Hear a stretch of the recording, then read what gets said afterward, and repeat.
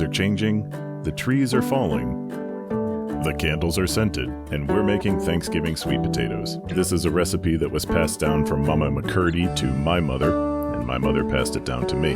So to make Thanksgiving sweet potatoes, you're going to need 6 to 7 medium sweet potatoes scrubbed, and then put those in a pot with some water and bring them to a boil for anywhere from 10 to 15 minutes. For the rest of this recipe, we're going to need pecan halves, condensed milk, brown sugar, corn flakes, some ginger, some cinnamon, and cloves if you have it. I don't, so I'm using pumpkin pie spice. You're also going to need some slow motion butter. If you don't have slow motion butter, use regular butter and just work slowly. You'll also need 3 regular speed eggs. Once your potatoes have boiled long enough to where they're fairly soft, you're going to take those out of your pot and slice them in half until they cool off enough so that you can handle them.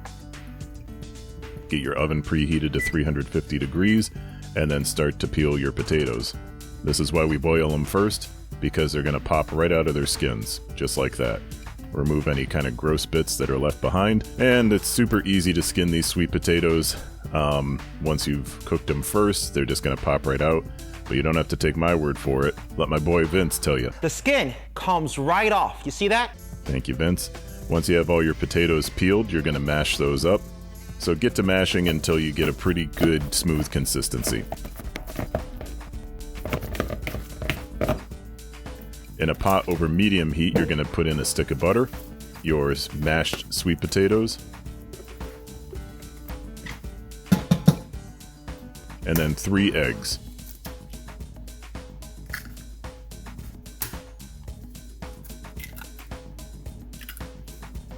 If you're feeling particularly adventurous, you can try the one-handed egg crack method. Nice.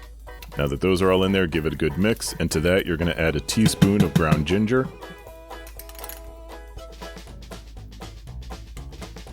1 teaspoon of cinnamon, and a teaspoon of ground cloves, but again, if you don't have that, just use pumpkin pie spice.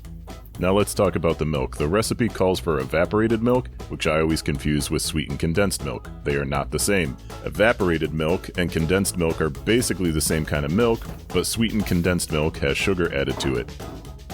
So if you're using evaporated milk, add a cup of sugar to this. If you accidentally get sweetened condensed milk like I always do, don't add any extra sugar. Great. Add in a cup of your sweetened condensed milk, or evaporated milk and a cup of sugar. Bring that to a stir so everybody gets to know each other, and reduce your heat to like a medium-low. You really don't want to burn this. Keep an eye on it, it's going to bubble, you're going to stir it a few times. Move your camera over to your other burner, and let's talk topping. A lot of people put marshmallows on top of their sweet potatoes for Thanksgiving. Personally, I think that's disgusting, and this is how I feel about adding marshmallows to sweet potatoes. Alright, I've had enough, you're out of here! What do you mean? You can't throw marshmallows out of the game? Yeah! Alright, you're out of here! So to 1 melted stick of butter over medium heat, add a half a cup of brown sugar. Mix that all together, and once your sugar's melted, you're going to keep an eye on your sweet potatoes. Stir those, make sure they're not burning. To the brown sugar, you're going to add a cup of your pecan halves, doesn't matter how you say it, you just have to have them. Then to that, add 1 cup of cornflakes. Mix that up so that your brown sugar gets all over your cornflakes and your pecans and it's evenly coated. If you have small counters like I do, clear some space and then get yourself a casserole dish that's going to fit all this. Spray the inside of the casserole dish so that the sweet potatoes don't stick to it, and spoon your sweet potatoes into the casserole dish. Get those nice and smooth so it's a good even surface.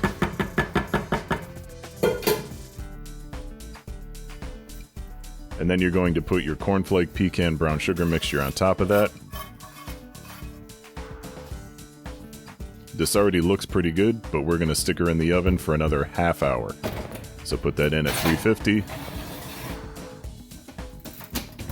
Set a timer for a half hour. 30 minutes later, you're going to be greeted with one of the greatest sights you've ever seen in your kitchen, along with some of the best smells you've ever had. These are my favorite Thanksgiving food to eat. They're the best. Okay, thanks. Just as a side note, they also make a great snack later in the evening. Okay, thanks, bye.